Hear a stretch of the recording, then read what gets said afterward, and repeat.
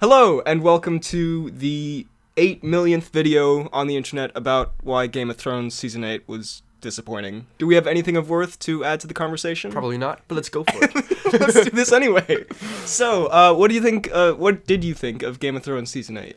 Well, let me just say, I thought overall there were some good things, but character arcs were demolished. Specifically by the rubble of that basement that what's-his-face was in. Costa. The Hound. No. The Hound. Costa Veldau. Ah, that's the one. I thought it should have definitely been like More episodes. exactly, like Yeah. at least 10, or even split it into 2 seasons. Yeah, they could have had an entire other season. But I think we should just like go episode by episode very briefly, since there are only 6. But I do want to say overall, I think the best description I've heard of this, Ralph Seppi made a video about it, and he said, This video is sponsored by Ralph Seppi. and it was like it was what I was thinking, but I couldn't think of like the right word for it. And this is perfectly it. It just felt hollow to me. Like there was no. Oh, Ralph. Descriptive genius. Like there was nothing.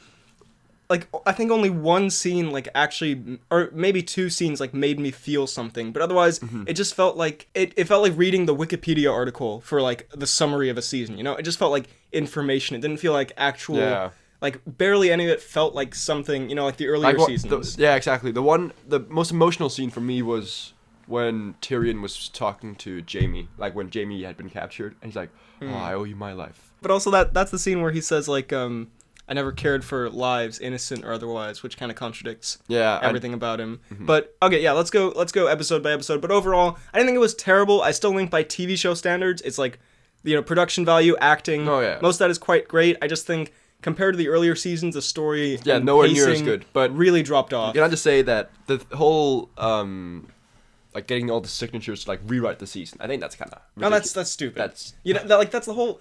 You can complain for hours on end about it, but like. You're not entitled to have it remade for you, you know? Like that's boom, all the nerds on the internet. That's so dumb. Yeah. But anyway, so episode 1 just people arriving in Winterfell. Yeah, that's pretty much it. Like it was a good episode, but nothing much happened. I thought it was kind of underwhelming. Like it wasn't bad. It wasn't like it didn't have as much. I will say something consistent throughout this is like the dialogue was so like just poor and like overly simplistic. Like I mean there's the meme of like Jon Snow's like one line is just like you are my queen for like the entire thing, but like they have no romantic chemistry. No. That's one of the biggest problems that I think that's one of the problems with this season that I don't even think is this season's fault. I think it's it's continued from last season, but I don't understand. They have no chemistry. But I don't understand why they had to get together in the first place. It feels kind of forced. Just the 2 main characters. A big point of this, like, a lot of the conflict working is because, you know, Jon's main conflict is he loves this woman, but he also, like, he's the rightful heir and that kind of thing. And also she's evil by the end. But it doesn't work if you don't buy this relationship, which I don't at all. Anyway, that's a little bit of a sidetrack. But I don't really remember what much happens in this episode except Costa Veldau turns up at the end. and Bran's like... Poor Nikolai. Yeah, and then Bran's like... Yeah, and Sansa's like, hey, we don't really like Daenerys. Like, there's a lot of, like, I don't know, you know how in previous seasons they would dive into these, like, complex, interesting conflicts. Here they just kind of, like, mention them on the most like surface level way, and then never really do much with them, which I found kind of. There's so many different things that's been set up and nothing's happened. Like the whole Valonqar and. Oh yeah, I don't know any of that. Oh, not a nerd, I see. No, but that was like and like the prince or king or something that was promised. Who was to kill the Night King, right? Yeah. And then Arya killed. We'll get to that. Well, yeah. Okay, so yeah, episode 2, probably the best episode of the season. I thought it was that or episode 4.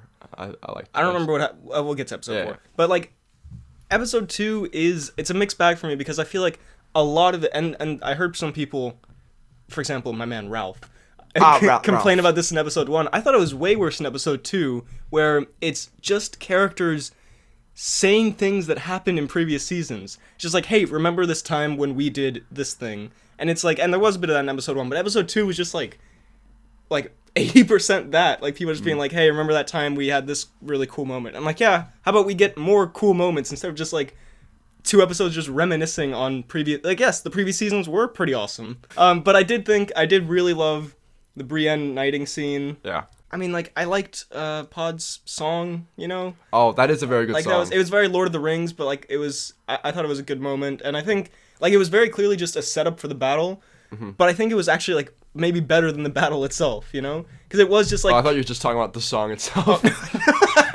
That, too. The song itself was just... No, yeah. But, yeah, it's a decent episode. It has, like, some fun character moments and some of the more decent comedy in this season that kind of works, and like one of the very few emotional moments. But on the whole, I don't think it's amazing. Is that the episode that Bronn makes a appearance? I think no. He shows up in episode 1 and then like doesn't show up again until I think episode 4. Is it only episode? No, it's episode 2. Are you sure? I thought that was gonna be so interesting because like Bronn is like. It's not my favorite character, but like I love that character, and like him and Tyrion and Jaime, those like I love that team up, and nothing ever came of it. Yeah. He just shows up and he's like, hey. I want Highgarden, and then he leaves, and then he shows up at the end and he's Master of Coin and Highgarden, yeah, Master of Highgarden, yeah, like nothing. But anyway, episode 3, the big battle. Mm-hmm. I actually kind of liked it. I thought it was very. It's a very mixed bag. It is, yeah, because before the season aired, I made a masterful wish and prediction. Well, I didn't, not a prediction, but I said that I would really want the Night King to like die early on. I agree, because I like I agree with what has been said, because I like the like people to people thing much more in Game of Thrones, right? Yeah. So I liked that aspect, but other things were. Well, okay, let's talk about Arya killing the Night King. Mm-hmm. When it initially happened, I actually quite liked it because I was so into it. I was like, yes. Yeah, and also it's because it's like. It makes sense. It makes sense in the world. It doesn't make sense narratively, but it makes sense like in the world because she is like the most probably like the sneakiest and most skilled kind of assassin. You know, like It makes sense for it to be her because also Jon Snow is a fucking idiot. I'm gonna say it here. I don't know if anyone's proposed this, but he's an absolute moron for like a lot of this. No, he is. But so it makes sense, but also narratively, I can't remember who said this. It's just a collection of me remembering smart things that other people have said. Ralph it was not Ralph. Ralph is not this clever. I'm not gonna take Ralph's entire video. I don't know. I think it might have been True Geordie, but these shout outs. Yeah. Okay, I'm not trying to plagiarize everyone's content. I'm trying to add a little bit of my own. Anyway, he made the comparison that I thought was quite good. That it's like if Harry Potter like played out exactly how it normally did, and at the end Harry and Voldemort are having the face off, and then like Ron or Hermione just like step in and kill Voldemort, and it's like it makes sense like because Hermione is arguably much more competent than Harry, but there's been no setup to like those two characters don't have a connection, you know. I haven't seen Harry Potter, but like Jon and the Night King have this connection. It's like it's like if in Avengers Endgame like. I don't like Drax. Rhodey. I mean, well, Drax has a connection, but like it's like if Rhodey like kills Thanos, you know? No, yeah, I get what you're saying. So I'm kind of torn on that. I did like that scene with that music. That music was amazing in that scene. And I liked Theon's death. That was good. That was okay. And Jorah's was quite good, but the whole battle. I really dislike this, and this was not my biggest, but one of my biggest problems with the Beyond the Wall episode. Where they go like and fight, the giant horde of whatever. In the where lake. They show these shots of like, it's like 10 guys and then millions or like at least like thousands of like these like ravaging like undead zombie men, and like just like not even if they didn't like try to kill you, if they just like trampled you, you would die. Like there's no way you could survive that. And this episode has so much of that where you see just like characters pinned up against a wall, just like swarmed, and like just from like sheer weight you should be dead, not to mention that they're trying to kill you. You know, like Brienne and Jaime and like all these characters who they show constantly. Jaime with one hand, and they have all these like shots of, and like when he raises all of them again, and the same thing with Jon when he's like in that field and then he raises all those dead and they start like he should be dead. It's so like don't show those shots if you're just gonna show them completely fine afterwards. Also, what do you think of the Night King being immune to Dragonfire? But I didn't think that much of it. Yeah, it was just like I don't know. I was like I don't care. May I just say there's some serious like strategic flaws in like this. Putting the women and the children in the crypt with all the dead people. So dumb. Have you seen the clip of Peter Dinklage? Yeah, being like so dumb. And also the whole like they put their catapults in front of the trenches, and they let the Dothraki just run out for no reason. It makes no sense. But I did think like it did really capture like it was very harrowing and like it was very intense. It did capture how like. No, yeah, like the shot of the Dothraki running out and then all the lights going out. That was awesome. And I think like still dumb. And the whole battle on the whole, the way it was I think it was the Battle of the Bastards guy who directed it. And like you do get this sense of like this horror and just like but it's very much undercut by the fact that like every main character's fine afterwards. Yeah, I know. From these completely impossible odds. And also, you know how I thought way more people actually died in like of the armies and stuff. Like only half the Dothraki died. Yeah. Yeah, and do you think it was did you think it was too dark, like a lot of people said? Too dark, as in just like visually too dark. Probably a little bit at times. And like the dragon fight was a little hard to follow. That was the way it was shot. Stupid that they just let's not even get into the dragon but so fight, hey, mixed bag. I thought like it was well made, but narratively speaking, it also I think it went on for too long. Yeah. But episode 4, I genuinely don't remember what happened in it. Episode 4, I think was one of the better ones, especially in the beginning, because that's where they have like the little funeral.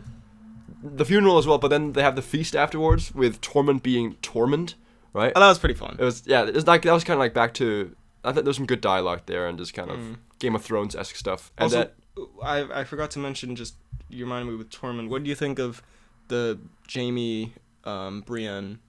Because I liked that they got together in the end, although it was kind of a weird scene because he seemed like it was a little awkward, but like I kind of like that payoff. I will say, okay, we're jumping ahead, but my least favorite thing with this season is how they did Jaime Lannister's arc, because like it was so not to pull whatever that Rogue One meme is where he's like, we were this close to perfection, but like it was so close. You just like you can still have that scene where he leaves Brienne and everything, and then he kills Cersei. I know that was the perfect end to him. And then the mountain kills him or the rubble falls on him or whatever.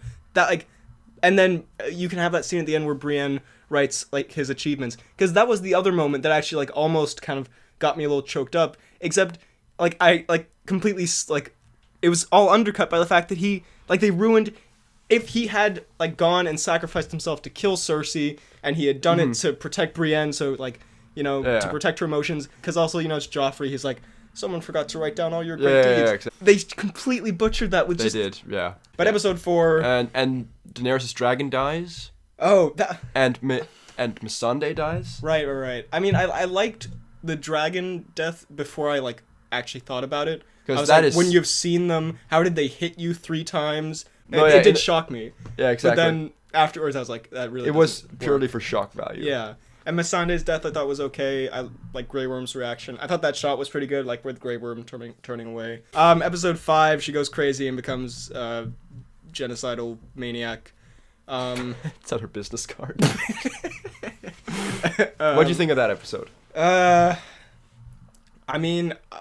I liked, like, I wouldn't have had a problem with her becoming crazy. I've talked to people about this, like, Yassine, the friend I like more than you. He's been a big, like, he's been saying for a while that like, I think she's going to go crazy. And I was like, yeah, I can see that. I just think the way they handled it wasn't very well done. Like, I mean, there are tons of videos that explain this better than this very just off the top of the head thing. But, like, they should have shown more acts of, like, insanity throughout her story. Yeah, they should have. It kind of came, like, and then people are saying that they did, but it was like overshadowed because it was to bad people she did it. Yeah, but still. But also they should have had like, or people like with the Tarleys where like she kind of had to there's a debate, but like ensure her power as the queen or whatever. Like there was a reason for it. It wasn't just random, And I think also they should have had just something, like it was everyone yelling surrender and they all surrendered and then she went crazy. It should have been like everyone, like the battle's still going and then like someone, just someone had to do something. Like some Lannister soldier tries to attack her. Like that's not great, but it's better than just like zoom in on her face. I think Emilia Clarke was really good in that episode. She was. I just think the build up to it didn't work. Well, yeah, but then again, when it kind of makes it even more menacing when after the soldiers have surrendered and then she just does that still, right? Yeah, but it just felt out of character. And I mean, I'm not even that invested in the show. Like, I like it a lot, but I'm not one of the, like, diehard fans. Mm-hmm. And I imagine if you're really invested in this and, like, you love this character and everything. Also, did you see the thing about, like, children who named their child... Or children. Children who named their parents. parents who name their child Daenerys like are gonna have to. Unfortunate. That's terrible. But I mean, and it was like very, again, kind of like the battle. Like it was very intense and like disturbing and like like it had the effect, but just like narratively, it just didn't work. I don't know. And I think what do you think of the Clegane fight? Clegane Bowl. Clegane Bowl. It was.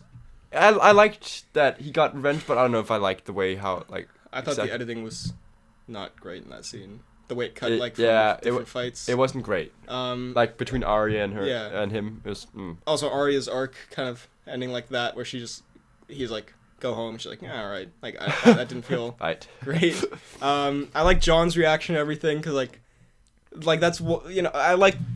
It's a weird compliment, but I like in the season when characters actually act like how they should act. And like Jon just being like, what the is happening the whole time? Like I was like, yeah, that's a fair question, Jon. And then Jaime's death we already talked about, and Cersei like just. What do you feel about her getting humanized at the end? I mean, I don't think she was. I mean, I think they've had that throughout the show. Really, is that like she's this horrible human being, but like she does have moments where you feel sorry for her. But like, I mean, at that point, I was just like, I don't like. I wasn't. I give up. I wasn't. Again, it was just hollow. Like I wasn't emotionally invested. I was just like, I'm watching these actors play these characters. I wasn't thinking like I'm watching these characters, which is a shame. And then the finale, I actually kind of liked it because I like how it ended. Yeah, I'm a sucker for a kind of happy ending. The happy ending where they all like kind of go where they're supposed to be.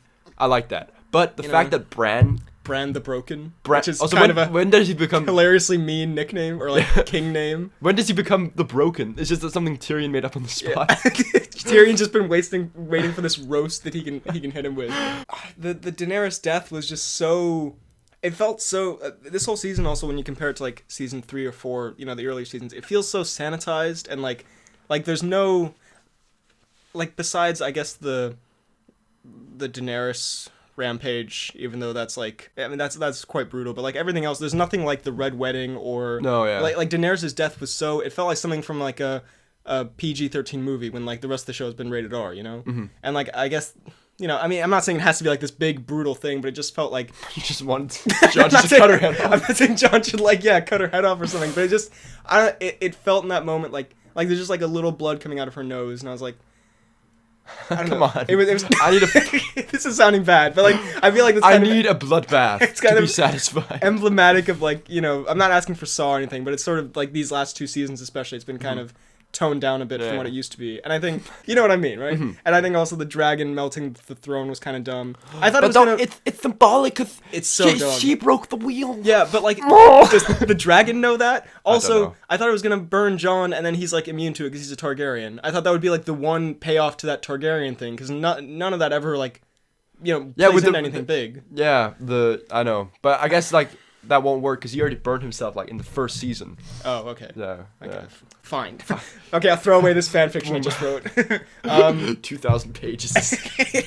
But let's see. I mean, she just straight up becomes like a cartoon villain, basically. Yeah, she sounds like just a generic like maniac, which is like, it's just such an abrupt turn from this deep layered character to like it seemed like they were kind of building to it.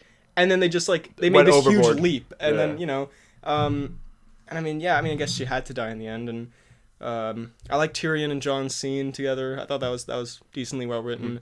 We didn't even talk about Varys, but whatever. I did not like Varys' death. May I just say? No. Felt that was unnecessary. And but I liked. Again, I mean, I'm kind of a sucker for a happy ending. I like that Jon, he goes off, with Tormund. He got like Tormund's back. I was like, that's because I did like their goodbye, but I was so happy when he came back. And I love that like the new team, Tyrion's team, is like basically all like the most fun characters. I do like his like team. Bronn and Sam and what's his name? Beardy what's his name? Beardy McDavos. Beardy McDavos. His gangster name? Yo, Beardy. And, McDavos. It doesn't really make 100% sense because no, I mean the wildlings for thousands of years have been fighting to get to the other side of the wall, and now that they are finally there, like, nah. But yeah, I mean, I also think like that felt very like fan servicey. It was like, here's all the like your favorite side characters just all at the same place. But I kind of like that. I mean, I don't know. I'm a sucker for these things. It was unlike a lot of the fan service in these past 2 seasons. It felt more like it didn't feel completely unnatural, you know. Yeah. And I think Sansa goes off to be Queen of the North, and what's her name goes off to Westeros. Arya.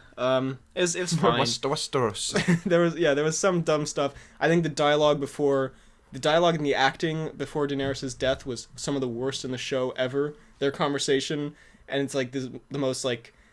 It felt like it was just like we can rule the Seven Kingdoms. It felt like it was like a first draft, or like on the whiteboard you write up like, okay, this conversation's gonna be this, and this, and they just kept that, you know, they didn't like put any subtlety or like nuance into it at all. Mm-hmm. But yeah, overall, Game of Thrones season 8, good moments, but overall kind of disappointing. Yeah, great production value, acting, and like we shouldn't discredit everything. I just think the writing has really dropped off, and it probably has something to do with George R. R. Martin, you know, not being part of it, which like I can't even really blame them for, because like it's impossible to balance this as well as the guy who like has it in his head and like knows it exactly, you know.